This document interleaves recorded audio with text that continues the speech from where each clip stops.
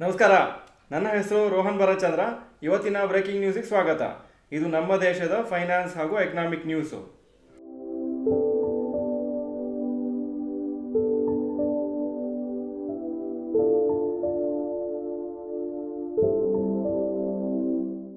News number 1. More than 27,000 crore dividend for government for 2023-24. Dividend payout public sector banks ಮಾಡಿದ್ದು 33% ಜಾಸ್ತಿ ಆಗಿದೆ. 27,830 ಕ್ರೋರ್ಸ್ ಆಗಿದೆ financial year 2023-24 ಹಾಗೂ ಇದು ತೋರಿಸುತ್ತೆ ಅವರ ಫೈನಾನ್ಷಿಯಲ್ ಹೆಲ್ತ್ ಚೆನ್ನಾಗಿದೆ ಅಂತ. ಪಬ್ಲಿಕ್ ಸೆಕ್ಟರ್ ಬ್ಯಾಂಕ್ಸು 27,830 ಕ್ರೋರ್ಸು 2023-24ಗೆ ಡಿಕ್ಲೇರ್ ಮಾಡಿದರು ಹಾಗೂ ಅದರ ಮುಂಚಿನ ವರ್ಷಕ್ಕೆ 20,964 ಕ್ರೋರ್ಸ್ ಅನೌನ್ಸ್ ಮಾಡಿದರು. 12 public sector banks highest ever net ಪ್ರಾಫಿಟನ್ನು ಅವರ ಬಿಸ್ನೆಸ್ಸಲ್ಲಿ ಅವರು ರಿಪೋರ್ಟ್ ಮಾಡಿದರು.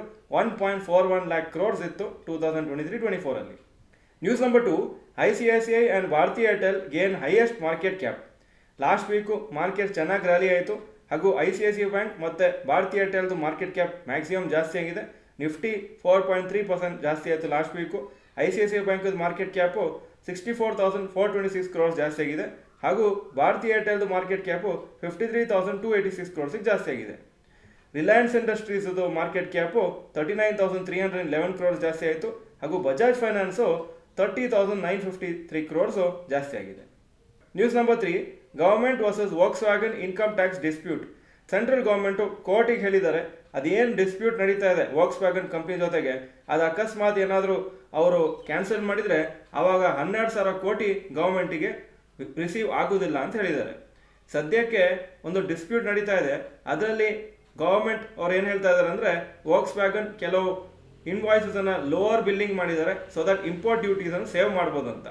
ಇದು 12 ವರ್ಷದ ಒಂದು ಹಳೆಯ ಒಂದು ಮ್ಯಾಟರು, ಆದರೆ ಕೋರ್ಟಲ್ಲಿ ನಡೀತಾ ಇದೆ ಹಾಗೂ ವೋಕ್ಸ್ವ್ಯಾಗನ್ ಹೇಳ್ತಾ ಇದ್ದಾರೆ ಅಕಸ್ಮಾತ್ ಇಷ್ಟು ದೊಡ್ಡ ಅಮೌಂಟ್ ಅವರು ಕೊಡಬೇಕಾಗತ್ತೆ ಅಂದರೆ ಅವರು ಕಂಪ್ನಿನೇ ಕ್ಲೋಸ್ ಡೌನ್ ಮಾಡಬೇಕಾಗತ್ತೆ ಅಂತ. ಸೊ ನೋಡಬೇಕಾಗತ್ತೆ ಯಾವ ಥರ ಕೋರ್ಟ್ಸು ಮತ್ತು ಜಜ್ಮೆಂಟ್ ಕೊಡ್ತಾರೆ. News number 4. Rapid news.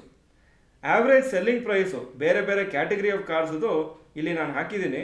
Petrol ಹಾಗೂ ಡೀಸೆಲ್ ಕಾರ್ಸ್ದು average selling price financial year 2023-24ಗೆ 12,77,298 ರುಪೀಸು. CNG cars 9,04,000 approximately.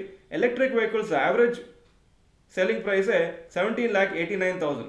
ಅಂದರೆ ನೀವು ನೋಡ್ಬೋದು ಅಷ್ಟು ದೊಡ್ಡ ಡಿಫ್ರೆನ್ಸ್ ಇರುವಾಗ ಜನರಿಗೆ ಈ ಎಲೆಕ್ಟ್ರಿಕ್ ಕಾರ್ಸನ್ನು ತೊಗೊಳಕ್ಕೆ ಕಷ್ಟ ಆಗ್ತಾ ಇದೆ.